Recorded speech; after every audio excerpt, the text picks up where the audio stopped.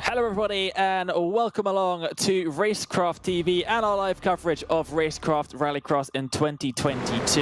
We are here for RX2 and RX1 and we're here at Phoenix International Raceway, as it was known back in 2008 when iRacing scanned this version of the circuit. They made the Rallycross layout on this version of the circuit as well.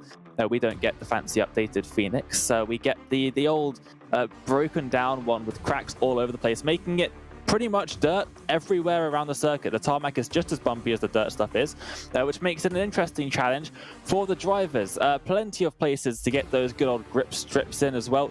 So especially when we get into RX1, I think we'll be seeing a lot of that, those shenanigans that we so much love and adore in iRacing Rallycross. Dane Baird here, not Josh Lee, if you didn't already notice. And alongside me, I have got the wonderful Ian Fisher, who usually drives in this series, but he's been brought up to the commentary booth because Josh has decided to go and watch Broadway shows instead of do his job. So Ian, alongside me, welcome. Not driving at Phoenix today. You have done the rest of the season. What are your thoughts on the Phoenix Rallycross circuit? Well, fantastic to be next to you in the booth tonight, Dane. So looking forward to this tonight. But I'll be honest with you, I wish I was out there tonight on the track. This is personally one of my best tracks here at Phoenix. And you mentioned it's kind of old and crusty and broken down, you might even say, and a lot of dirt, and the asphalt's very rough. But this is a very challenging track as well. It's one of the tracks that we have in the Rallycross circuit that it's one of those transitions from an oval back onto our infield road course. So that's always a great place to watch out for trouble. And then this jump always seems to give these drivers trouble as well, Dane. Especially the Fiesta drivers, they always seem to just jump a little bit too far. They seem to have a bit more grip on the dirt, and what that means is they get flung over the jump at a little bit of a higher speed than anyone else. They miss the jump totally on the landing and land flat, smack the rear of the car or the bottom of the car down on the dirt, and that does absolutely nothing good for the engine. So if you see any smoking cars out there, chances are they've overshot the jump. Also with the jump, it is literally right after a fast left-hand corner on dirt, and if you take it slightly too fast, you end up missing the jump, landing on the right side of it instead of just missing it too deep. You missed it on the right side, and you got three, not just one, they put three tire barriers on the outside just to make sure that you definitely hit one of them if you slightly mess up your jump landing. And we are in just finishing up with the qualifying session now, and we are getting ready to go. Anyone unaware, in Rallycross, we do have a good old heat racing. So we've got some heats coming up. Those will send the top few drivers up into the feature race, the final. And then the rest of the drivers will go to some last chance qualifier races as well, where they get one final shot and making it up into the feature race. Should be interesting. Ian, what is your experience of the last chance qualifiers? Have you actually been in any of them? I can't really recall, but the last chance qualifiers always seem to be complete chaos. I'm running a bit of a part-time schedule this year, Dane, so I've only had actually three dates I've been able to make it to, and one of the dates I made it out of the heat, and then the second date I made it out of the LCQ, and both the times that I made the feature. And I'll tell you what, as a driver, the mindset going into a feature race where you don't have to worry about it, you can just sit there and watch the LCQ and prepare for your feature race.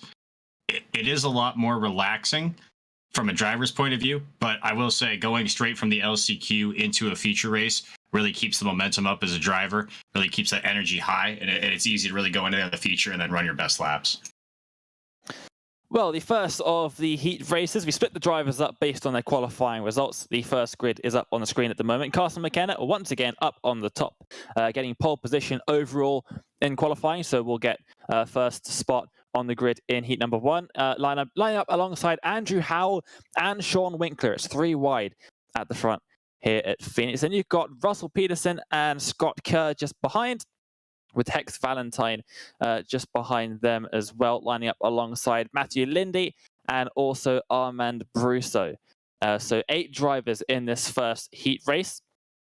And we see them all lined up here, ready to go. It is a very tricky place to start a race, Ian. You've got the first corner. It actually is turn 1 at this circuit as well. The kink with the curb on the inside. So if you're on the far inside of the circuit, sort of starting 4th position, I think it is, it's very tricky to actually make it through there in one piece. Yeah, you have to be really aggressive if you're on that inside line and kind of assert yourself in that position, or else you'll see yourself kind of shuffled back in the pack and then be battling from there, Dane. So you're absolutely correct. And we're underway here for our first heat race of the night for RX2. Oh, and it's almost happened immediately. This contact is made, and more contact is made. This is sort of a theme of Phoenix Rallycross right at the beginning. Driver in third position there, getting all sorts of sideways and turned around at the start. We'll see now, is anybody going to take to the Joker on the first lap? Oh, a bit more contact in the background as well. 3 cars being turned around at the beginning of this race at Phoenix. And we have got a couple of drivers taking to the Joker. That's on the outside on the grippier dirt. The final corner there, skips out half of the circuit, does the Joker lap. It's quite a hefty shortcut. Out in front, it is McKenna who's taken to that Joker already. McKenna dominant so far in RX2. Surely, definitely one of the championship contenders. A big hard landing there out of the jump, and that is not going to be doing wonders for that Subaru's engine. But round through this long right-hand dirt corner at the end of the lap, it is incredibly tricky to get it perfect.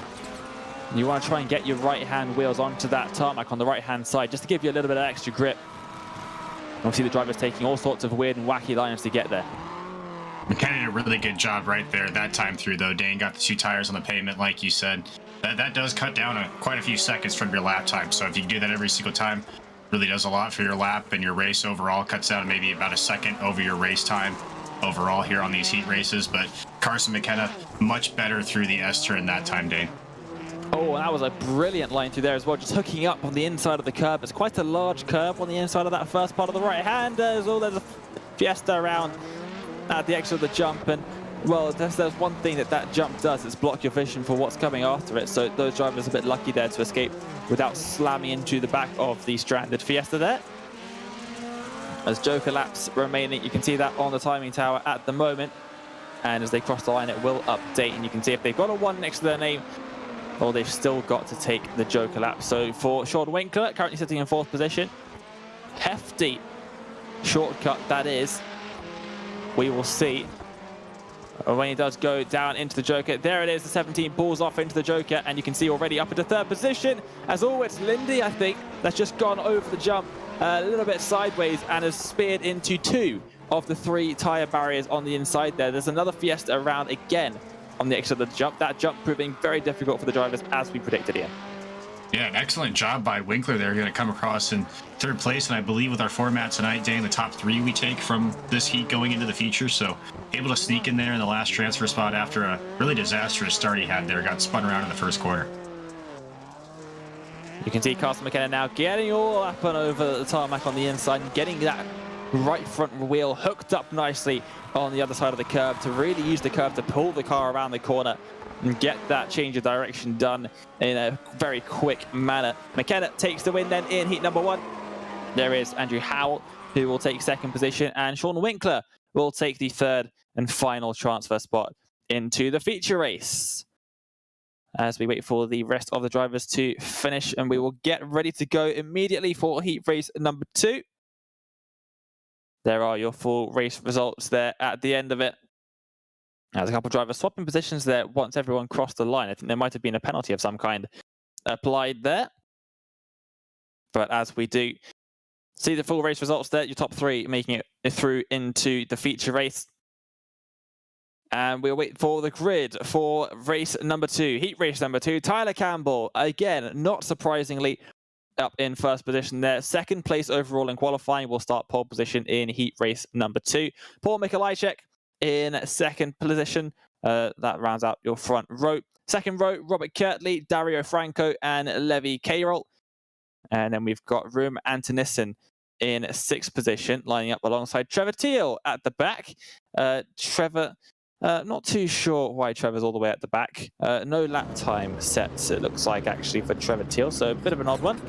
But we'll see what Trevor can do from the back as they're getting ready to race. You can see them on their suspension, rocking back and forth.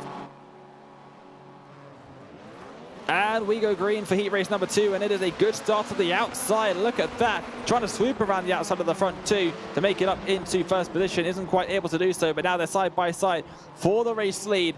And it is going to be Campbell who leads them down in towards the tight and twisty infield part of the circuit, and straight into the Joker goes Campbell, followed by Mikolajczyk and Franco as well. It is a pretty tricky Joker entry there because you're flat out through the concrete, and then you've got to twist your way through a very tight chicane, only set by walls as well, Ian. Very easy to clip one of those, and that can end your race immediately. Oh, absolutely. And a lot of these drivers will take that Joker lap, especially you're out in front of the field on that first lap, and your tires are cold. So yeah, you mess up that braking zone going into the turn for that Joker there, pretty much ends your race immediately, Dane.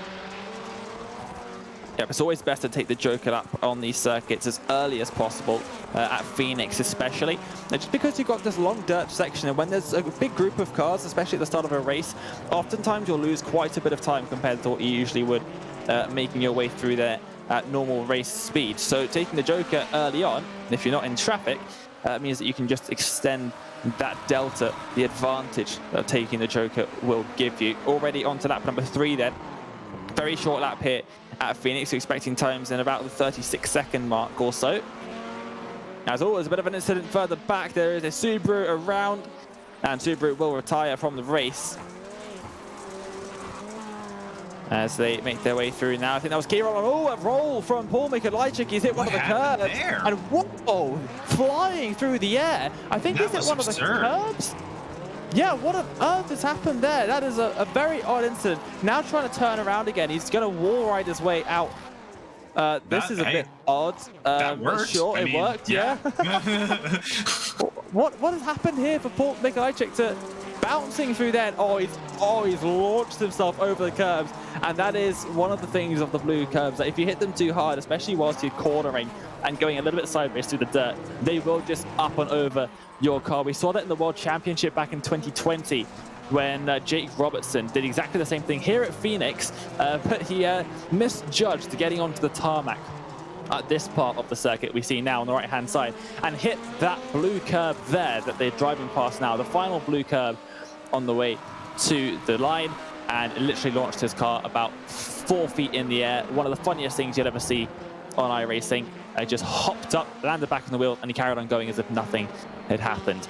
Out in front, Tyler Campbell leading by a mile and a half, 2.5 seconds out there at the moment, when the lap is only 36 seconds long. That is a very impressive margin indeed. Out in front, Kirtley in second position, and Franco currently in third. We'll see if anyone still has the Joker to take, and that would possibly, I think the Joker delta is about 3.5 seconds at Phoenix, if I remember correctly. They could give somebody an advantage, but it isn't. Campbell takes the win in heat race number 2. Kirtley in second. Franco will take that third and final transfer spot.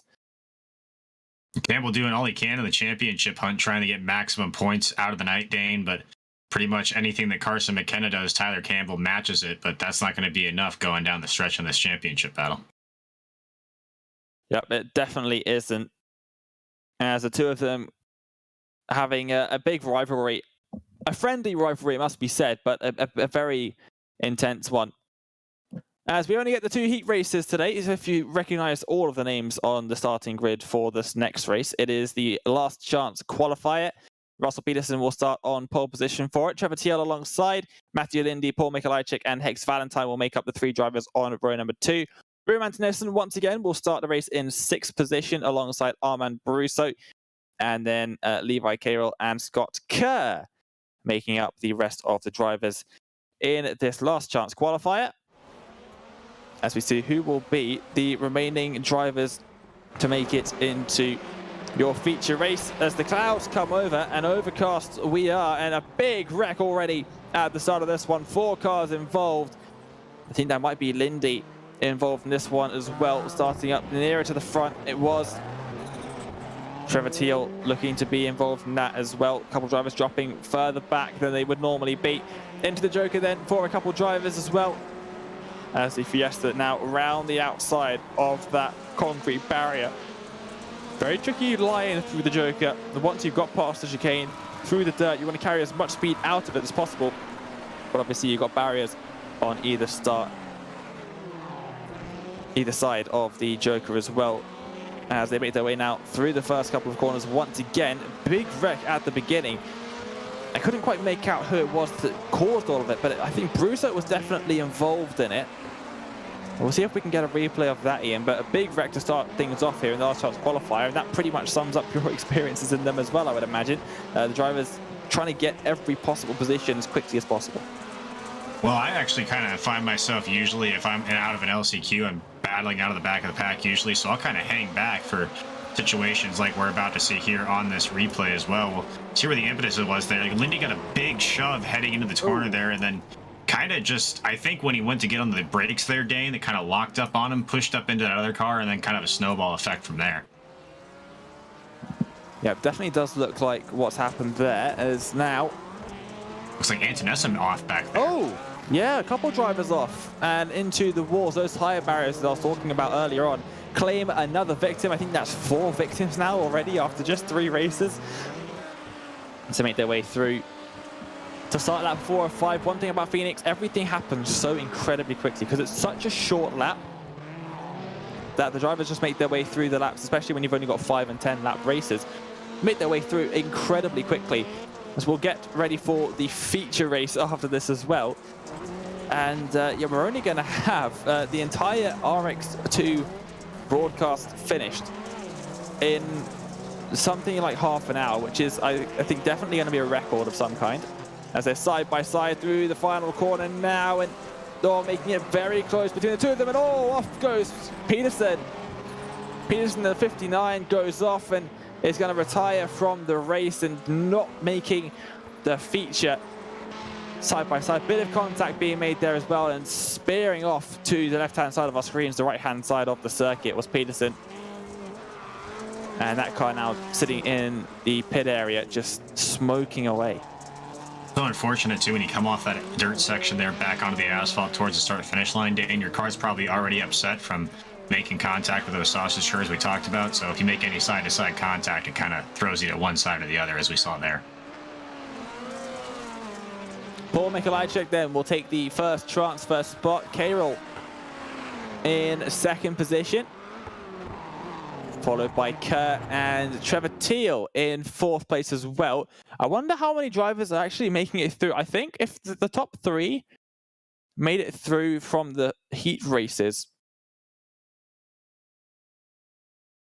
it would be 6. It might be, yeah, it would be 6 drivers making it through from this last chance qualifier. We'll see if Hex Valentine and Matthew Lindy do make it through.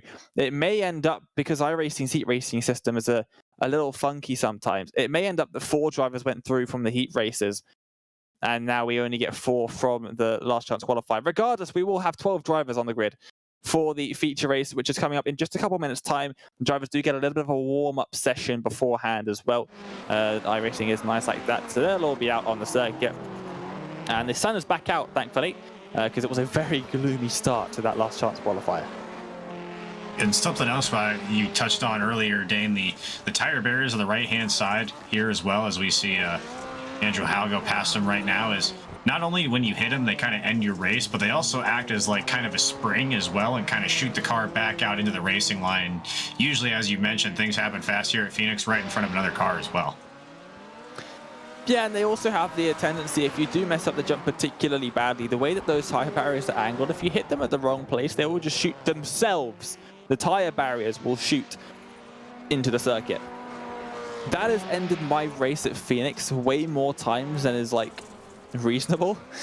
As drivers in front of me hitting the tire barriers, the tire barrier itself just falls into the middle of the road. Once you come out of the jump, there is no avoiding that at all. So it is a little bit of luck. Those tire barriers used to be in every single place that you see these blue turtle curves. We used to have a tiny single stack of those tires, and they used to move about all the time as people would go past and just tap them slightly. Those tire barriers would shoot off into the distance, sometimes taking cars with them.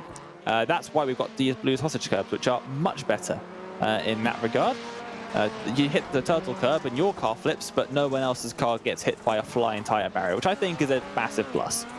Yeah, if we're speaking about our PTSD from racing and things that have ended our race day, and earlier today, actually, I was in a official race here, and somebody hit those tire barriers on the right-hand side. I was leading with 2 laps to go, and decided to hit the reverse gear and just shot right out in front of me. Although I will say, I'll give him credit. I did probably the most impressive flip I've ever done in a rally car. So fair enough. That. Yeah. There's always a positive to these things. But just don't look at your iRating after that performance then, Ian. Exactly. Seeing the reds, especially on the UI, it's really annoying. Like the results are just like a massive red icon saying, you've lost iRating. Great, I knew that already. I didn't need you to shout that out to me. Here is the starting grid for your feature race then. We'll have 12 drivers out there, and here they are, Carson McKenna and Tyler Campbell on the front row of the grid. Tyler Campbell has a good shot here because the outside line, especially with how tight the first corner is, outside line can sometimes take the lead of the race immediately. Andrew Howell, Robert Kirtley, and Sean Winkler will line up on row number 2. Dario Franco on the inside of row number 3. We'll be joined by Paul Mikolajczyk. Then we've got Levi Carroll. We've got Scott Kerr, Trevor Teal, Hex Valentine, and Matthew Lindy. So it was 6 drivers from the LCQ. Those 6 drivers on your screen now that will make their way onto the grid for the feature race. I can imagine that we're going to be kicking off with that very, very shortly. The drivers always extremely eager in this series to get going. They'll all grid up very quickly. We'll see in RX1 the opposite. It's almost a competition in the pro level of Rallycross to see who can grid up last. And oftentimes we'll see drivers miss out on gridding up for the race because of it. Huge grid of cars then, the biggest grid that we've seen all day long so far. And we are green for the feature race. It'll be 10 laps long. And there goes Tyler Campbell around the outside of turn number 1, trying to take a wide line through turn number 2, trying to hang it around the outside. Carson McKenna forces him onto the bumps on the inside and will keep the lead of the race. They both go down into the Joker. First time by, they'll be joined by Paul Mikolajczyk from the back up into 4th position there as well. Franco already retiring from the race, it seems. So it's Franco in the 91. Something's gone wrong at the beginning for him. But out in front, Carson McKenna will lead them across the line for the second lap of the race. Campbell in second place just behind, couldn't quite hang it around the outside at the start. Mikolajczyk, the 3rd driver, taking to the Joker on the first time by. Trevor Teal joined them in the Joker as well. And you mentioned how much of a run the outside line gets off the start, Dane, but another thing that does for you as well is you have to slow down more going into that first turn, and you know how tight it is. Something that the inside line does give you a little bit of advantage of is it almost sets you up a little bit better for that braking zone. Oh no, as we see trouble. Looks like that's Winkler around in the background in the Joker there. We mentioned earlier, Dane, how tight it is. It looks like that was a byproduct of that right there. Oh, and another car around there. Where did the Fiesta come from? There's a car facing the wrong direction. Possibly one of the scariest things Winkler could have had. Trying to recover from a mistake coming out of the Joker. All of a sudden, bang, there's a car in your face as you make your way out of the Joker exit there. The Fiesta. We'll see what happened here in the Joker. It was Sean Winkler, and we'll see now into this very tight train of 4 cars, and oh, messed up the braking, and bang. That is what happened to the Fiesta as well. So we get 2 answers in 1 camera shot. And here, oh, just miscalculating the swing to the right ever so slightly, catching the inside barrier, spinning the car around. And that is all that she wrote there. Sean Winkler now having a bit of a battle. It looks like Trevor Teal in front. Both drivers have taken to the Joker, of course. Battling for 6th position here. You've got Hex Valentine just behind. Has just taken to the Joker on this lap, and boom to the inside. There we go. Sean Winkler up the inside and into 6th position as the car goes sideways up in front, the 53 Subaru. Yeah, a rare mistake there from Sean Winkler. We usually see him up near the podium spots of these races there and kind of locked it up all on his own in that Joker lap and kind of put himself back there where he has to battle himself up through the field and up in the front of the pack. It's still the battle between our 2 championship leaders, McKenna and Campbell, right now, Dane. Yep, and that gap between the 2 of them is massively falling, and back up to 3 seconds again. The live timing playing tricks on my brain there for a second as Campbell gained a second through a single corner. I thought something must have happened to Carson McKenna, but nope, consistent as always, and oh, a little bit wide, a little bit cattywampus out of the jump. As I'll have to timestamp that and send that to Josh Lee. He will absolutely love me for saying that on there, but here goes Campbell now under some pressure for that 2nd position. Paul Mikolajczyk wants that 2nd position through the first corner. Now they go, and yeah, Paul Mikolajczyk all over the back of Campbell here. I think Campbell is damaged, Dane. I think that's what's going on there. Going through the sweeper back to the start-finish line, you saw how hard it was for him to kind of hold that bottom line, and we'll see the left-hander here. That'll be a good indication as well. Yeah, you see how hard it is for him to control. Yeah. The entire left side of his car is like all bent and buckled. You can see it from the left. From this angle, it looks fine. The second the car is shown from the other side of the car, it is absolutely wrecked and mangled, and that is not a very happy looking Subaru. Right there, there's Andrew Howe in 5th position, with Sean Winkler just behind as well. I think everyone has taken to the Joker lap at this point in the race. So now it's all about on-track battles. And the great thing about Phoenix is that with the large amount of dirt sweepers that we've got here, much like Charlotte, overtaking very possible here on track. Yeah, very, very possible. And then also there's different parts of the track where you can excel at as well. You might be faster on the asphalt section, whereas the driver you're competing with is faster on the dirt. And so you see a lot of back and forth kind of yo-yo racing that way as Dane as well, where these battles will kind of ebb and flow. And then this is a real spot right here where you see cars come together and you see sometimes some doors thrown and some passes being made.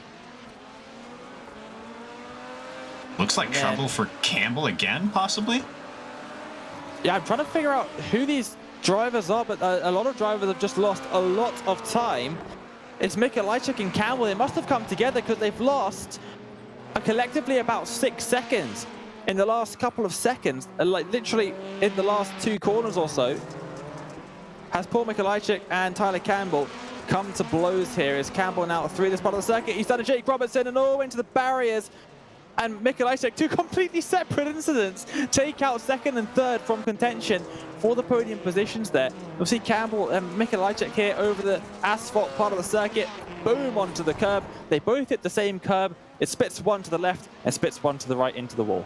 It's easier to do that, though, than you think, though, Dane, because you want to clip that curb as much as you can. You want to try to straight line that part of the racetrack right there and try to clip both of those curbs, and so easy to get the car upset, as we see.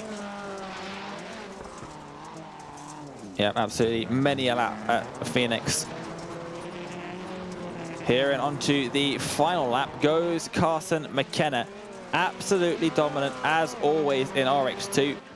My personal opinion. Boot him up to RX1. I want to see him up against the really, really top drivers in iRacing Rallycross. Of course, no World Championship this season, so Racecraft Rallycross really RX1. A proving ground for the World Championship Elite. Drivers like Jakob Raffos, Adam Alderton. As he makes his way across the line, and it will be Carson McKenna to take the checkered flag. He wins here in Phoenix. Another feature race victory. Goes the way of the 11. And here now, that is Hex Valentine under some pressure from Paul Mikolajczyk. Coming around the final couple of corners here. But it's not going to be enough. Valentine will take 7th position. Mikolajczyk has to settle for 8th. And Campbell dropping back massively. Obviously, huge amounts of damage to that car. That's where all the smoke is coming from as well. And unfortunately, has to settle for 6th position in the end. We'll see now. Up and over the jump. A little bit sideways. Bang into the tire barrier. We saw he was struggling with the steering so much, and especially over that jump, Dane. Looks like either it finally kind of gave out on him, or that time just hit a little bit wrong and wasn't able to correct as he was before. Yep. And one of the big things about Rallycross is that there are no repairs. You can tow, but there's no entry to the pit area. It is a pit area, not a pit lane. There's no way of getting back into there once you're onto the circuit. So during the races, if you do get damage, you either got to park it up or you just got to keep on going with the damage that you got. And I do love that about Rallycross as well. Completely different mindset to how you regularly go about racing. You get a bit of damage, you think, oh, better pit for repairs or try to take a fast repair. None of that in Rallycross. You just deal with what you got, especially when we see large incidents at the beginning of races. But once again, Carson McKenna is up on the top step of the podium. And we will try and get a word with Carson and the other drivers as well. Fill a bit of the time as well, because we did, as I predicted, get the entirety of RX2 done in half an hour. So that is a new record for the series. Phoenix providing useful in that regard. And we look forward to RX1 coming up in just a bit. But let's try and see if we can get a word from Carson McKenna now. If we bring him up into the broadcast booth. Carson, can you hear us? Yeah, I can hear you. Fantastic. Well, welcome back to the Racecraft TV broadcast booth. Another pretty decent finish for yourself, I think it's fair to say. Yeah, I was really confident coming into Phoenix. It's easily by far my best track and favorite track. Well, that makes 3 of us here in the broadcast booth. I think Ian said a very similar thing at the beginning of the broadcast as well. Honestly, it showed extremely consistent out there. A lot of the other drivers struggling with things like the jump and the dirt left corner just after the jump as well, just linking those two up. You had no such issues. Absolutely sending it through their lap after that. Incredibly clean stuff. Just talk us through the races from your perspective. Obviously, Joker strategy, quite important. Taking it right at the beginning was your choice? Yeah, I just like getting out, having clean air. You know, if I get the chance, I was in first off the line, both the heat and the feature, so just wanted some nice clean air. Didn't have to deal with anybody till later, hopefully, and worked out. Absolutely. And just looking ahead at the schedule now, great points for you on the board in your championship battle. Tyler Campbell, of course, your closest competitor, not getting some good points here today, missing out on quite a few there in the feature race, dropping down to 6th position by the end, I think. Heading into Knock Hill next week. What are your thoughts on that circuit? I think it's the newest rallycross circuit to the IRX calendar. What do you think? I've never personally been there yet. Yeah, it's a fun track, but there's all the tire walls are deadly there. It's got a funny little joker. I've seen a lot of people wreck it going across the finish line just because the way the speed difference is. It's kind of chaotic, but it's definitely a fun track. And then we are just 2 rounds away from the end of the championship finale. What do you think your chances are of taking the full title here? I think it's looking pretty good for you at the moment. Yeah, I think it's looking pretty good. I haven't looked at the points yet, but I'm fairly confident. Well, thank you so much for joining us here in the broadcast booth. Good luck for the remaining 2 rounds, and congratulations, of course, on the full points haul here today at Phoenix as well. Before we let you go, is there anyone you'd like to give a shout out to? Yeah, I just want to thank Team Watson Racing, and thank you all for the great broadcast you always put on, and Alexander Abedi specifically, just because he's helped me a ton throughout the season with just understanding the tracks better and helped me a lot with the jump specifically on Phoenix. Sorry, I can't thank him enough. Well, thank you very much, and we will see you next time out at the Knock Hill. All right, yeah, see y'all then. Thank you. Always great to hear from the drivers, as we always love to do. And Ian, who have you got? You've got a couple of drivers waiting for a chat with us. Who do you want to take? Well, I guess we should just kind of go in order, right? So we'll be standing by with the second place driver here. And Levi, good run for you today. Ends up P2. How'd the car feel when you were inside of it? How was the race from your perspective? Great. I love the track too. And it's great track, Phoenix here. How do you feel coming into Phoenix? Are you confident? Was it one of your favorite tracks? You know you're having a good run? Or was it just kind of the way the race broke for you? Honestly, I just got this car like maybe 10 minutes before the race. So I was just really getting used to it. That's about it. Well, we got a quick learner here, obviously, in Levi Dane. So looking forward into the next couple of weeks here. Are you going to join us again here on Racecraft TV, Levi? And do you got any of the tracks you're looking forward to? Yeah, hopefully. I think I'm going to do Knock Hill. All right, well, we'll be looking forward to seeing you at Knock Hill, and congratulations again on your P2 finish from all of us here at Racecraft TV, Levi. Yep, thank you. And that was P2 again, Dane Baird. And then you're going to be standing by with our third place finisher, no stranger for the Racecraft TV RX booth, Tyler Campbell. And he joins us now, Tyler Campbell, championship contender as well. Phoenix, not quite going how you would have planned, I imagine, Tyler. Talk us through that feature race. Bit of a mistake into the final sort of chicane, if you will, with the curbs there. We saw you and Paul Mikolajczyk, I think, doing exactly the same thing at the same time.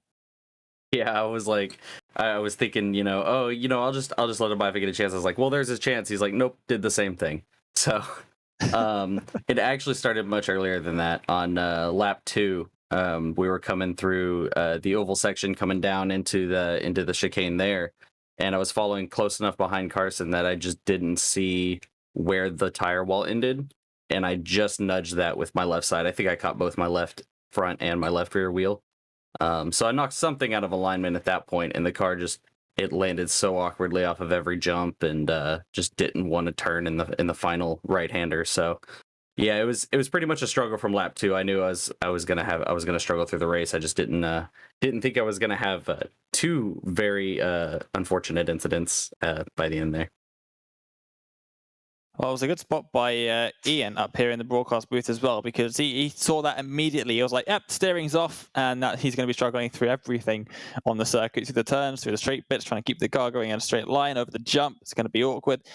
So good spot from Ian there. But yeah, talk us through the rest of the event. Obviously, second place overall in qualifying, so pole position for your heat race. Not too many dramas there. What do you think of Phoenix overall as a circuit? You know, I was talking with Paul about that before the race. I'm pretty neutral on Phoenix, and it's not a love or hate for me. You know, I've run it a couple times in like the Beetle Lights, but you know, I think it's just a track I don't have a lot of experience with somehow. You know, it runs obviously a free track, so yeah, it's a fun track in my mind. It's not too difficult. The jump isn't crazy difficult like say Daytona. It's similar, but not as awful. So I'm much more of a fan of Phoenix than I am Daytona. I think it's just, you know, I really needed to get more practice in for it, and yeah, it was just trying to stay consistent, and you know, as soon as I saw that I'd gotten a good start and I was staying near Carson, it was kind of, you know, blood in the water. So I was trying to stick with him as much as I could, and that ultimately was my downfall. Well, heading into the next round next week, we're at Knock Hill, which is a circuit that I've never driven at before. But I just want to know what your thoughts on Knock Hill are, because it's the newest circuit in iRacing Rallycross, very new, only a couple months old at this point. What are your thoughts on that circuit? It's a very unique one. It is unique, and I find I'm quite enjoy it. I wish it had more dirt, but the dirt that it does have is quite fun. I'm a stage rally fan, so it really feels like a stage rally with the tire wall and the bumps and the jumps. So you know, I find it pretty interesting. It's really about nailing your braking points every single lap. It's more important, I think, at Knock Hill than most circuits. And so I think if you nail turn 1 in the dirt section, you're good. And I've had some decent success at Knock Hill in the past, so I'm feeling pretty confident going into that race, especially with it being a newer track. Maybe it hadn't been driven as much by the other competitors, so that's probably the one that I feel strongest at this season. Cool. Well, thank you very much for joining us here in the broadcast booth, as always. Would you like to give a shout out to anyone before we let you go? Yeah, absolutely. Team Watson Racing Setups, obviously me, Paul, and Carson, all a part of that. We hang out in our Discord, just have fun, and it's a great place to be. We do have a public Discord server, so you can go to teamwatsonracingsetups.com and check that out. And of course, you guys for always putting on an amazing broadcast, and my wife for supporting me always. Oh, thank you very much. And we will see you next time out at Knock Hill. That is Tyler Campbell there, doing a pretty good job there in the feature race. Just a bit unfortunate with the curbs and that. Pretty typical for a race around Phoenix. Well, that will pretty much wrap everything up for RX2, and we will start to look forward to RX1. As we see some of the drivers out there on the circuit in their practice session. We'll be right back after a short break here on Racecraft TV.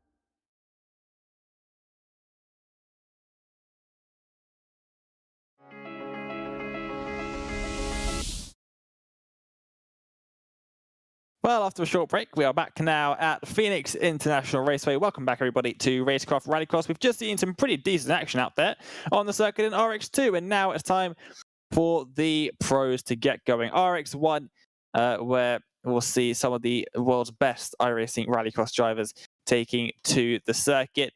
Should be a good one here, and yeah, so it's going to be exactly the same format as what we've just seen. Some heat races, a couple large qualifier races as well.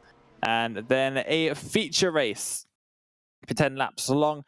Slight differences here in the RX1. First of all, it's an open setup. It was fixed earlier on in RX2. And then a 6x incident limit in the sessions as well. So you've got to keep it nice and clean. Otherwise, you're going to end up with race control breathing down your neck. It's an 8x incident limit in RX2, so they get a little bit more leeway in that earlier on category. But in RX1, some very, very talented drivers. Let's have a look at the standings in RX1, and I believe it is incredibly close, near the front, not quite at the front, with the drivers that are making their way through towards the final round in just 2 weeks' time. We go to Knock Hill for in a week's time for the penultimate round, and then Atlanta Motor Speedway will host the season finale on September 18th. You can see we are here at Phoenix today for the third to last round, round number 8 of 10 in the championship. But this is a series for drivers of above 2,500 iRacing. That is usually how we separate the drivers out. Some exceptions are made both ways in the interests of making the series nice and competitive. In bed here once again, we've got Zach Johnson up in the production booth, and Ian Fisher is alongside once again. Ian, you're not usually driving RX1, so I'm not stopping you from driving in this session. Some pretty good action that we saw out there at Phoenix. What are you expecting from the RX1 guys? You don't want me driving an RX1.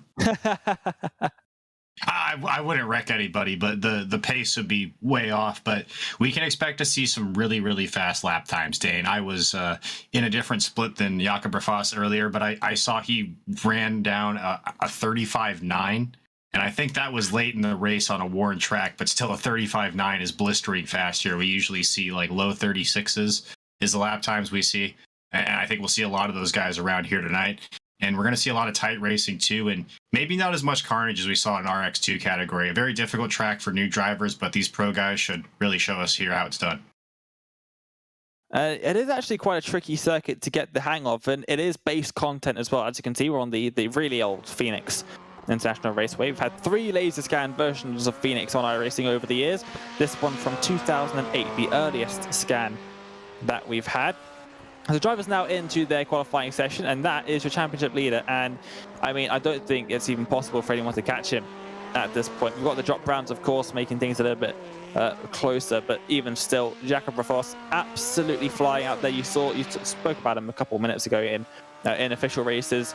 World Championship driver in both the iRacing Rallycross World Championship and also in the Off-Road Pro Trucks World Championship that's just concluded a couple of weeks back as well. Just incredibly quick on anything dirt. Yeah, the young Jakob Rafos doing a fantastic job in RX1 as well. Absolutely no exception on this young rookie's record. You can see just how different the driving line is between Rafos and our other drivers from RX2. Getting on every single surface that is not dirt as quickly as possible for as long as possible. In every single time, too, Dane. Each one of these laps we've watched so far, he's hit the exact same spot each and every time. And really, like you said, that's what sets RX2 aside from RX1. And you kind of mentioned guys like Carson McKenna, Tyler Campbell. They do have the speed, but they're still trying to hone down that consistency before they make that jump to the RX1 level. But that's what we see all the way from top to bottom of this leaderboard is just consistency from all these drivers, except for when you're on your roof like Josh Edmondson is right now. But that was pretty impressive. Over the wall. You don't see that very often. Well done, Josh. That's a 10. Josh Edmondson, we like to make sure we get every single one of his mistakes, of course. They don't happen often. Racecraft TV's admin here at Racecraft TV. They don't happen very often, no, exactly right. Also World Championship driver in those off-road trucks as well. Yeah, Edmondson doing some barrel rolling and then somehow just flipping up at exactly the right moment, completely by luck, to make it over the wall there without so much of a scratch on his Subaru. A couple of the other drivers making their way through now as we can see them through here. You'll notice that the drivers take to the Joker on their first qualifying lap, and the reason they do that is because, as we know, the Joker is on the outside of the final corner, and it doesn't invalidate your qualifying lap time if you start your lap having just been through that Joker. So what drivers will do, as they go around the outside on the Joker there, it's much grippier than the dirt. You can get a better run onto the grippier sort of gravel on the outside of the circuit and get a good run out of there and gain the slightest advantage making your way down through turn 1 and towards turn 2, the braking zone there. But when you get up to the top level, Ian, every tiny possible advantage makes a huge difference.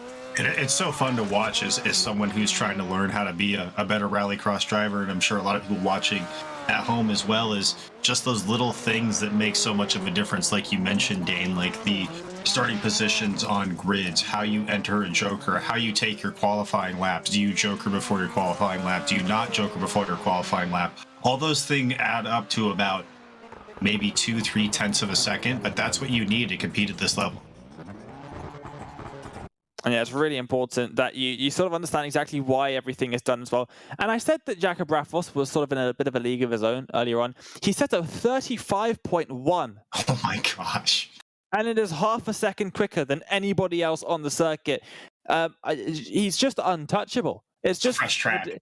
It is ridiculous. It is ridiculous. It is completely ridiculous. I have no words to describe what Jakob Raffos has just done in qualifying there. Still a little bit of time left on the clock, but a 35.1? Fresh track. It's fresh track, too. I thought that the 35.9 was a worn track, and that was a race pace, too.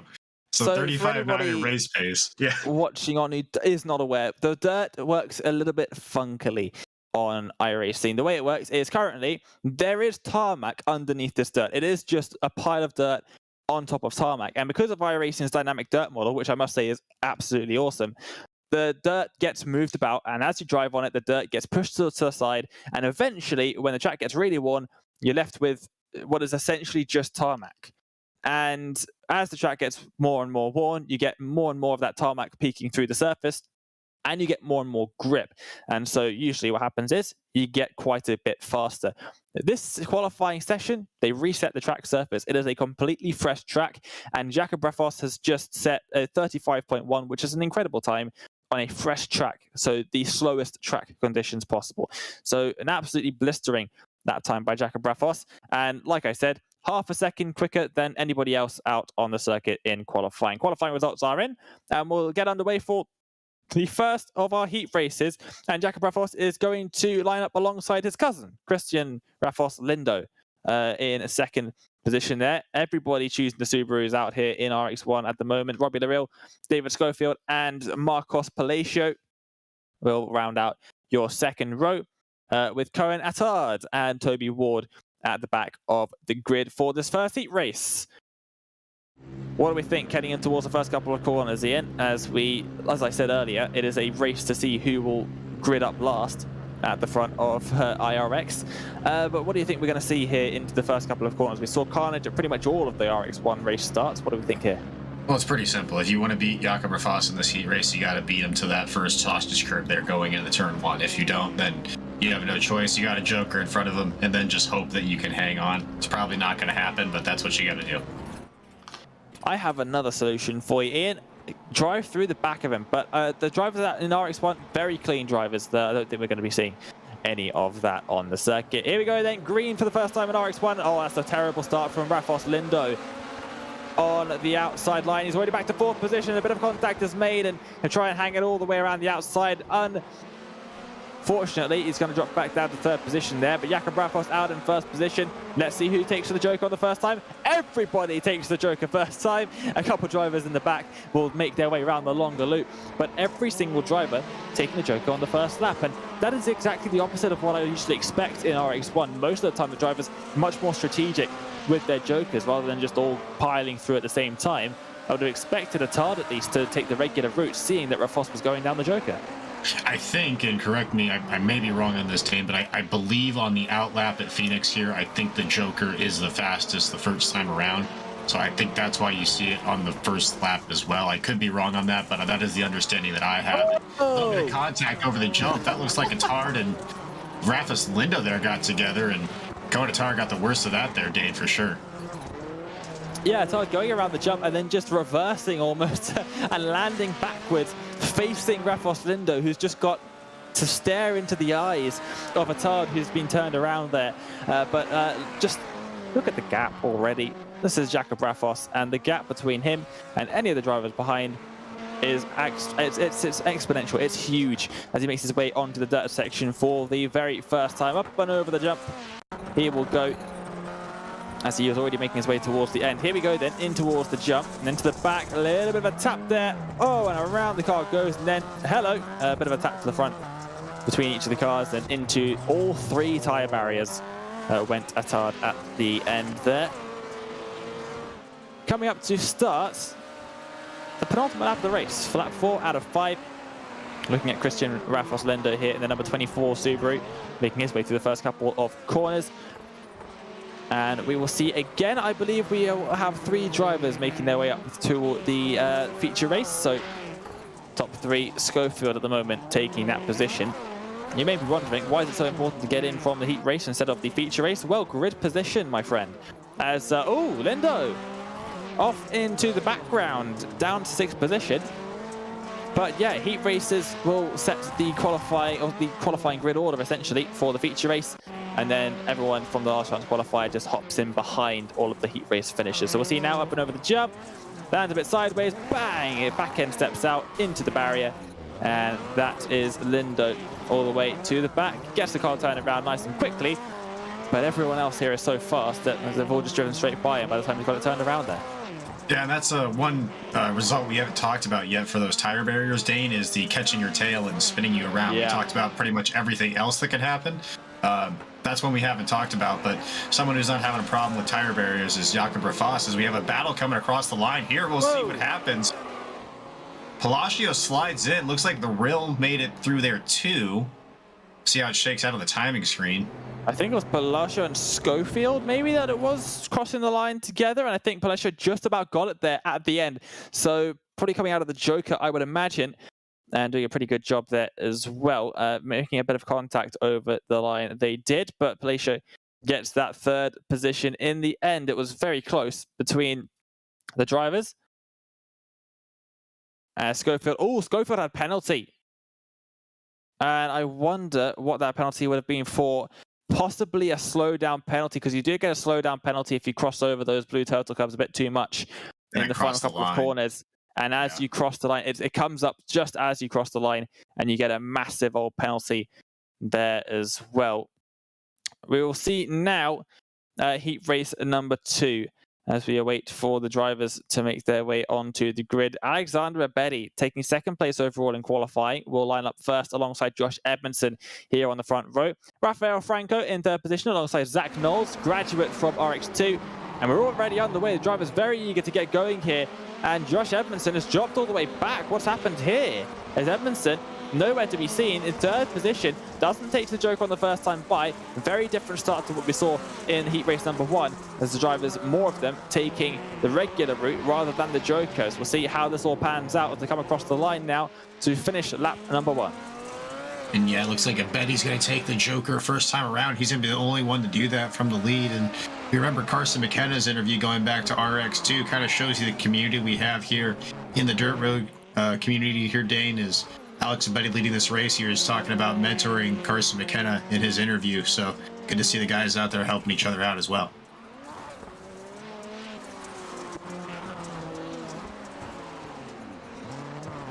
To the dirt section they go. Then Abedi on the inside, and that is Edmondson to the outside on the Joker. You can see he's going to come out side by side with Blanche, and he's going to make that move stick and just about gets out in front. But 1.5 seconds back from Abedi still now, so 3 laps for Edmondson to try and catch up that gap. Really aggressive move by Edmondson there. Locks up the tires a little bit, but able to hang on to it going into the turn. But coming out of the Joker there, Dane, really aggressive move to clear Blanche there in the 2 car and try to set his sights on Abedi and reel in the leader. Yeah, but oh, massive bounce there, actually right on board with Blanche there for a moment, but a huge bounce coming out of the jump. And there is Zach Knowles coming out of the Joker, going to come out in front of Josh Edmondson, as Edmondson will be put back down to third position then. Of course, it is a shortcut, the Joker.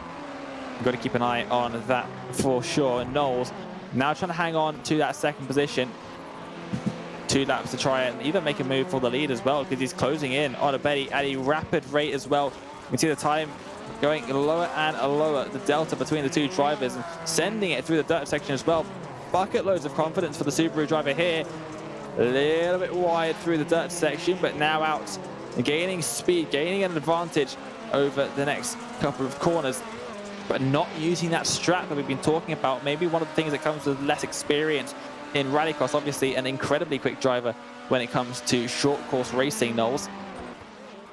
Maybe a lack of experience in Rallycross, not knowing about those grip strips at the end of the lap, and it's going to cost him. He could have potentially been able to catch up to Abedi, who we see on screen now, coming around the final couple of corners, is definitely going to be taking the race win here in heat race number 2, up and over the curbs on the inside, avoiding the curb, the big blue sausage curbs there, and then getting up onto the tarmac. And that is the quickest way around Phoenix International Raceway's Rallycross course. Cross the line he goes, and the number 99 to take the win. The 099 of Zach Knowles will take second position. Edmondson just a little bit further back in third. Those are your 3 drivers transferring straight into the feature race. A lot more variety there in Joker lap strategies, but again, we're seeing the early Joker lap that Alex Abedi, your leader and race winner, took there is continuing to pay off for these drivers here tonight, Dane. Yeah, and in heat race number 1, almost the entire field going straight for that Joker lap as well. And we almost had 2 wide. I don't know if you've ever done that before, Ian, but go 2 wide for the Joker lap at Phoenix. It is one of the scariest experiences you can ever have on iRacing. Yeah, don't recommend it. Yeah, there's definitely a 1 lane and Joker lap. Well, this is going to be then your starting grid for the last chance qualifier. We are ready to race as well. Green light is on, and we are racing here. The 2 Fiestas on the front row immediately. Look at that around the outside. The 131 trying to go for a move. Isn't going to quite work out though, but Christian Rafos Lindo up the inside, and the purple Subaru will follow in a suit as well. Driver on the outside getting pushed wide, and now we'll see top 3 going to the Joker. Lindo, Attard and Blanche making their way through the Joker. Schofield just behind them as well. Ward it was up in front, who didn't take to the Joker and carries on the regular route. Goes down to 5th position, but a 3-second gap to your race leader, Christian Lindo, at the moment. So we'll see how this Joker strategy will play out. As you can see there now, Ward the first driver not to take to the Joker. And oh, off into the background and just about, oh no, didn't avoid it. Oh, another one! 2 drivers getting wrong. The braking zone in turn 2 there and slamming into that blue tyre wall on the outside, getting over the sausage curb for good measure as well. The Fiesta there at the back, not going to plan. We haven't really talked about how difficult that banking and transition off the banking back into the road course is, Dane. Is you first off come up onto the banking, as you see here, that gets the car really light, so it's very easy to lock the brakes and not get consistent braking. And that's what you're seeing right here, is just couldn't get the car turned, and another car there too, probably seeing that in front of them and started to check up, locked the brakes up there, and slid into our other driver there, and kind of a snowball effect there, Dane. But it's so easy to do heading back onto the road course part of this section of track. And through the dirt section is Christian Rafos Lindo out in front now. Making his way through the final couple of corners. 2 laps to go then in the feature race. And only Ward and Franco have Joker laps remaining. Here we go then. Ward, let's see how far back. Oh, 5 seconds. Not enough to make a position up through the Joker lap. A little bit anticlimactic there. But Ward now, as we see Ward making his way through now. We'll take to the Joker now in the number 66 machine. Overtaking quite a few of the drivers, but you can see there on the right-hand side of your screen, there is Ward. He's not going to be able to make a move for the race lead. Will come out just about in front of Attard, only about a car length separating them. But the overspeed that you get out of the Joker, you can see it live on screen. That is why they take to the Joker on their outlaps before their qualifying laps, because you can see just driving away from Attard behind, coming out of that final corner. It really does give you an excellent speed boost, and it really allows you to straight line that spot coming back to the start-finish line there as well. And yeah, you could use it strategically as well. And you see so many exciting last lap Joker passes here as Phoenix too, because you save it just to the very end, and it's a long delta you can keep up and gain with it, Dane. So all of a sudden you come out of that Joker and boom, there goes the dynamite, and you're in the lead. And it's not going to happen here tonight for Lindo. He's going to hang on to it here for the LCQ win, but you see it happen time and time again at Phoenix. Much like Iowa in that regard. Iowa, of course, having an 11-second Joker delta for some reason. Skipping out almost the entire course. You literally go through the first corner into the Joker, and you come back out and you take the last corner and cross the start-finish line again. The Joker lane at Iowa, skipping out literally the entire circuit. There are your last chance qualifier results, and I believe everybody but Zach Blanche will be making it through to your feature race. So unfortunately, just a very unfortunate number of drivers, 13 drivers signing up for RX1, meaning that we do have Zach Blanche as the only driver eliminated. Before we make our way to the 12-car feature race, it will once again be 10 laps long, and we will have a couple minutes for the drivers to make their way through some warm-up laps. There's a bit of a miscommunication there between, I think that's Edmondson and Lorille. Was one of them on the right-hand side trying to go left for the Joker, one of them on the left-hand side trying to go right for the main course. They're going nice and side-by-side here through the Joker lane. Could be a good merge. Nope, never mind. Thought they were going to be right on each other. It's always very misleading. It's very difficult to see that because as you're going through the corners, both of you are sideways. Neither of you can actually see the car that you're side by side with. So when you come out of that, you are fully relying on your spotter.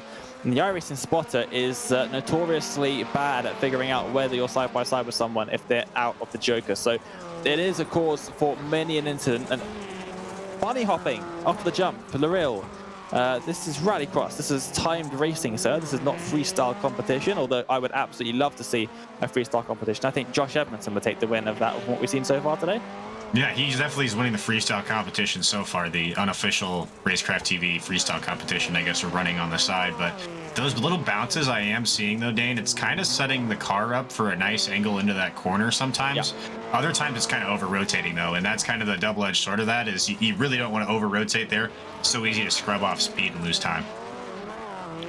Oh, Rafos taking a huge amount of curb on the inside there. You can afford to do it. It's not going to damage your car if you take it correctly, because you can get the front left wheel of your car just to lift up as you make your way sideways through the corner, and it doesn't really take any damage from clipping the curb there. But yes, it's very challenging to do, and that's why only Rafos is actually managing to do it at a regular interval. And that's why he's managed to go half a second quicker in qualifying. And we'll start the race on pole position in the feature race, of course, as we will get the grid up for your feature race. Jacob Rafos on pole position alongside Alexander Abedi in first and second. Your pole sitters for each of the heat races.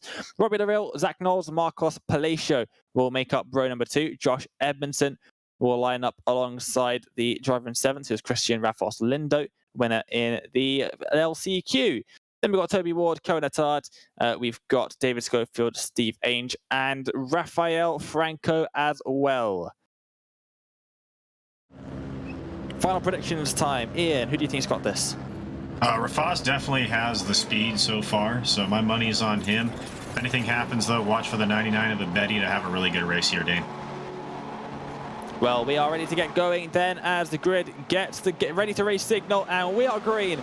And once again here for the final time in Racecraft Rallycross at Phoenix, and it is a good launch from Rafos. You'll see all the way up into the top already. Oh, and there's contact between Rafos, and it is, Abedi in the background as well, getting turned around. Lorille up into second place. Knowles making contact with the other driver. I think it was Abedi's teammate that was made contact with. Now they make their way through the Joker for the first time. Rafos on the Joker route. Lorille and Knowles going through the Joker lap. And now we'll see on board now with Lindo as he tries to make up some positions as well. As a big send up the inside and taking Knowles out there, and Knowles is going to go the wrong side of the tire barrier. He's going to have to reverse, or he's just about managed to get through there. But Knowles stopping on the side of the circuit, and he's going to wait for the traffic to get back by, and that has cost Knowles their heap of positions down to basically last position, because the Betty behind still has to take to the Joker lap, and Rafos will lead this race heading into the exit of turn number 2. And a hello to Joshua Lee, who is joining us in the live chat as well. So hello, Josh. Hopefully your Broadway show was good as we make our way up to lap number 3. Yeah, that was a kind of a aggressive move there by Rafos Lindo there on the inside of Knowles. Really didn't give Knowles much space to go to there, and they came together. And Knowles unfortunately kind of paid the price for that one, Dane. So kind of ended his night early, as we see one Team Watson driver there having trouble in the background. I think it's Palacio.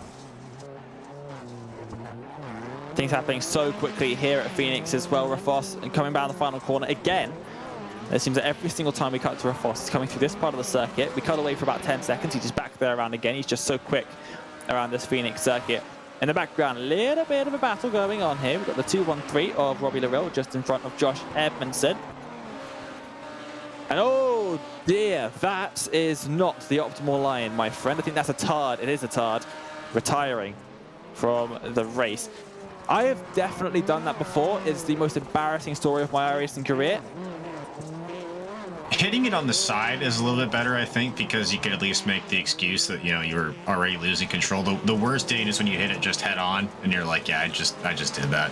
I think the worst is when you're leading the race by 15 seconds and your friend dares you to reverse across the line. So you pull the handbrake trying to reverse across the line. You accidentally do exactly that and spin off and get stuck on the timing barrier and don't cross the line and just have to sit there and watch as everyone else finishes the race. I think that's probably the worst way of doing it. But we don't want to talk about that.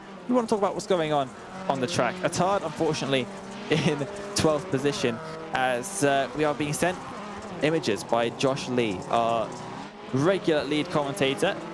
I think he's in New York City. Times Square he is in at the moment as he is watching along from Times Square. The commitment is there. He's not on comms, but he's still keeping up with the series. This battle between Larill and Edmondson, it is heating up here.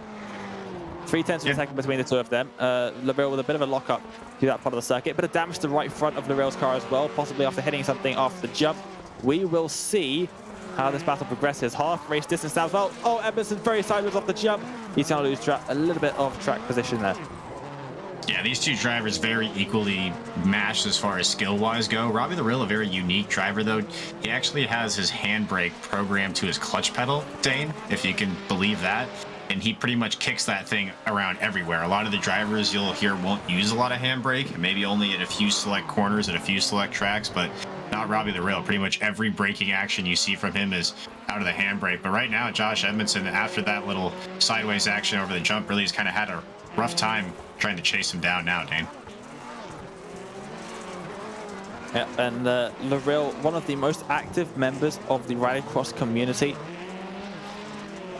I don't think there's been a day gone by in the last year where Robbie Larill hasn't put up a hosted practice session for just random people, not for anyone in particular. Just he wanted to do some racing. He put up a hosted session, and people will join in all the time. He does it on the daily basis, multiple times a day, and yeah, always throwing up those hosted servers. So a very loved member of the community, Robbie Larill. Not only that, he does a lot of place here. He pays for a lot of leagues and things like that too, and puts up a lot of, like you said, the hosted sessions, but also a lot of races too for everybody in the dirt road community. So yeah, you're right, Dan. He does a lot for everybody around here.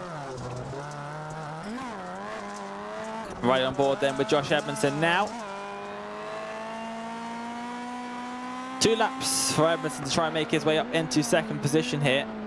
I'm missing a few names. We're missing Garrett Maines, Vincente Salas, we're missing Connor Parisi, missing Adam Alderton. Jacob Rafos getting a massive points haul.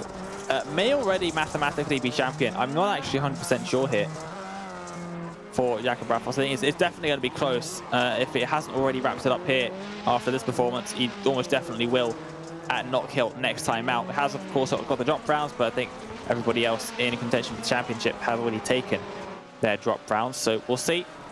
But Rafos onto the white flag lap then. Absolute mile out in front as we take a look at Lindo and Ward going side by side in towards turn number 2. Rafos, Ward, Lindo to the inside, Ward onto the outside, and it drops down into 5th position.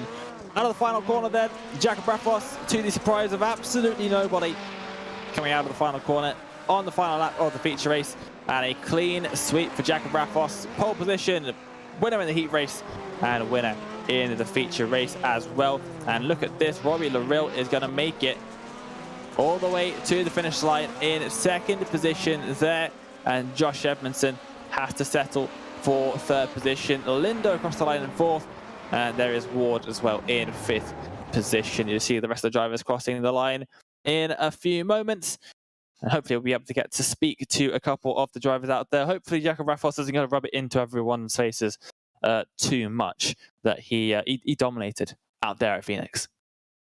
Yeah, and you're talking about drivers that aren't here today. I want to give a shout out to our photographer we usually have here on site, Dane, Cam Peterson. He's actually out trying to race for $50,000 today up in Canada. So hopefully he can channel his inner Jakob Rafos and come home with a W there as well. I think it's a valid excuse as to why he's not here at the moment. I think it's a pretty valid excuse that he's got right there. I think a couple of other drivers that we're missing are also doing real world racing of their own. You can see the race results up on your screen there as well, but I think there's only one person that we can talk to right now at the beginning. It's time for some interviews, and we will go to our clean sweep race winner of Jacob Rafos in the feature race. Jacob, I don't want to say it looked easy for you, but it did. Yeah, since so a couple of your championship rivals not making it to this round. Who did you have your eye on heading into this round that you thought would be able to keep up with you? Because he was setting some blistering lap times, especially in qualifying.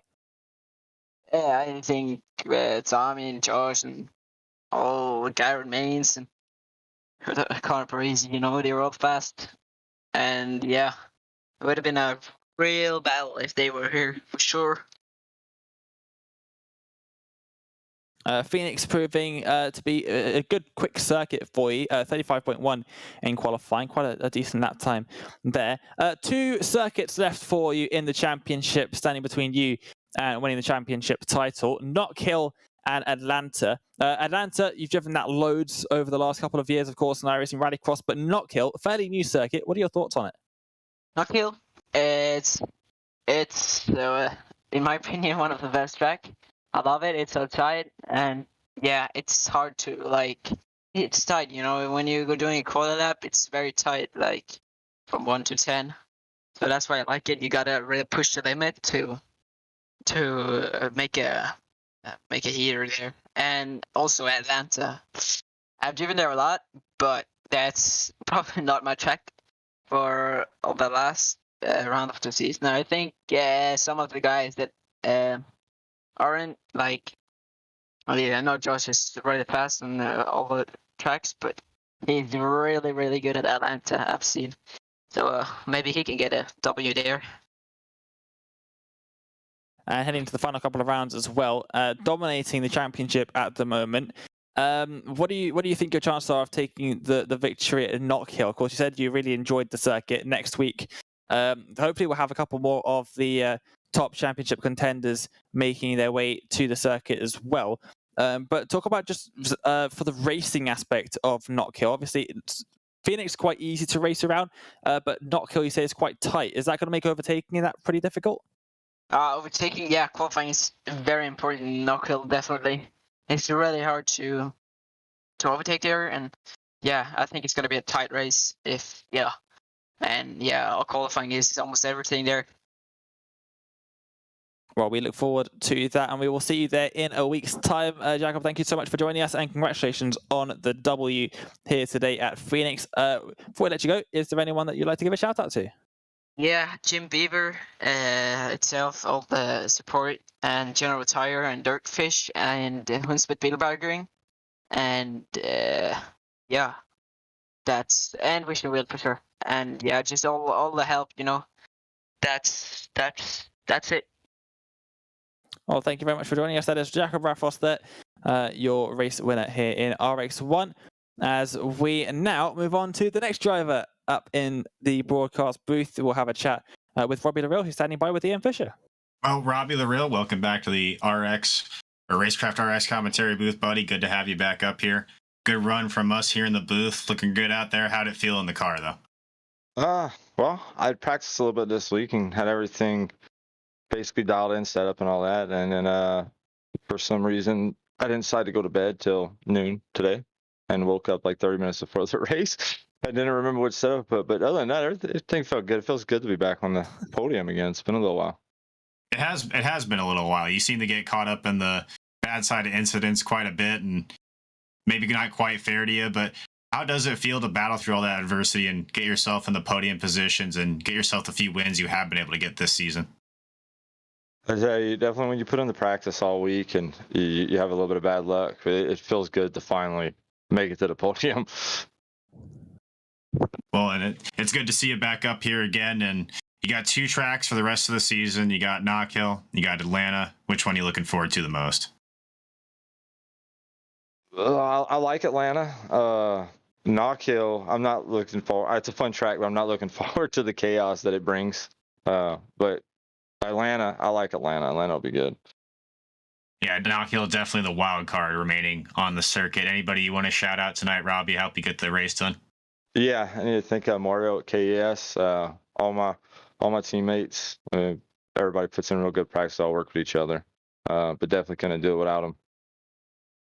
Well, always good to see Robbie Larrill in the Racecraft RX commentary booth after a race, Dane. One of the cornerstones of the RX community, and standing by with another cornerstone of the RX community, finishing in P3 today, was Josh Edmondson. You're standing by with him now, Dane. Yeah, Josh, welcome to the broadcasting booth, your own broadcasting booth, really. Pretty decent result out there for you today. We saw you doing some acrobatics in qualifying or practice. Actually, I think it was practice. Yeah. Very impressive stuff from you out there. We were keeping track of a freestyle competition throughout, Nice. and it was a little battle there between you and I think it was Robbie Larrill, actually. You definitely won the Awesome. freestyle competition, so congratulations for that. And third place in the feature race, the actual competition as well. What are your thoughts on the Phoenix circuit? It's a pretty challenging one.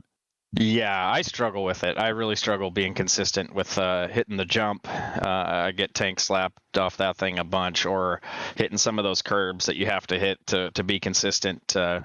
J-Bob he's insane at that. I try that stuff and I almost spin the car or get slowed down. So I was actually really happy to come away with P3 here and not get any slowdowns or break my car. That's kind of a first for me at Phoenix, so I'm pretty happy with it. And then, P3 for you. Just sat behind Robbie Larrill for the most of the feature race, really. Did you ever get an opportunity to try and attempt to pass, or was he just a bit too quick for you to get a run on him?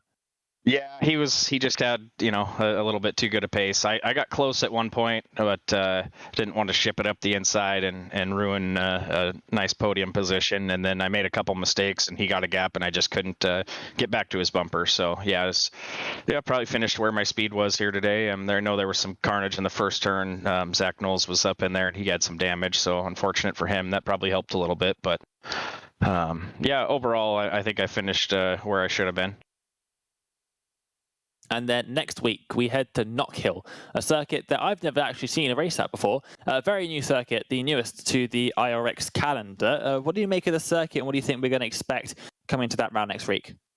I've actually raced it a couple times. I think once or twice in official and then once in Racecraft last year. So I'll be back in the Subaru. I did it forward last time I was there, and I think I'll be in the Subaru this time. Feel a little more comfortable there now.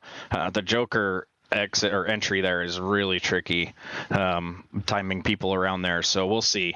I'm going to try and get another podium there. I think we can do it. It kind of depends on who shows up. We kind of had a light field today with some guys gone this weekend, but it should be stacked again for Knock Hill. Looking forward to it. And then a quick word on Atlanta for the season finale in 2 weeks' time. We're getting right to the crunch end of the championship. Yeah. Realistically, where do you think you can end up in the championship by the time we reach Atlanta? I'm looking forward to Atlanta. That's one of my better tracks. It's the only place I've actually qualified on pole here and won a heat race and stuff there. So I'm pretty confident there. If I can get through the first corner clean in the feature, I think I got a good chance at that track. So I'm definitely looking forward to end the series there. I haven't looked at the points, though. I've had some bad rounds, missed a main event and stuff, so I don't think I'm any real fight for points. Well, thank you very much for joining us here in the broadcast booth. Before we let you go, anyone you'd like to give a shout out to? Yeah, shout out you guys doing the broadcast. Looking forward to go back and watch it. And then everybody on the team, Jim Beaver Esports, Next Level Racing, Apex Gaming PCs, and Pimax VR. Well, thank you very, very much then, Josh, and we will see you next time out at Knock Hill. And that is going to wrap everything up for us in RX1 as well. Ian, some pretty action-packed racing there across RX1 and RX2. Phoenix providing some great racing, as it always does. What are your thoughts heading into the next round at Knock Hill? I'm going to ask you as well, because you are going to be driving it. Well, plain and simple, you heard the apprehension in all the drivers' voices when we're talking about it. It's going to be the wild card of this season. You can kind of see here how tight that long front straightaway is, and then you dive into a downhill section and a tight hairpin turn that pretty much separates the wheat from the chaff when it comes to drivers. So if you can survive that turn, you're going to have a pretty decent race. But as we saw most of our drivers allude to, it's going to be more about survival than actual skill at Knock Hill. But if you can survive there and put yourself in a good position going into Atlanta, it's a really good place to showcase your skills and just show why you deserve to be a champion if you're someone like Jakob Foss. Well, we will find out exactly what is going to go down at Knock Hill. Same time, same place next week. It will be Sunday, 4 p.m. Eastern Time, where you join us for the penultimate round of Racecraft Rallycross here in 2022. A fantastic conclusion to the season is upon us, as we'll find out exactly what is going to go down at Knock Hill Circuit. Make sure you join us there, like I said, next week, same time, same place, 4 p.m. Eastern Time. We hope to see you then. But from me, Dane Baird, from Zach Johnson up in the production trailer, and from Ian Fisher alongside me, and everyone else here at Racecraft TV, thank you for watching, good night, and happy racing.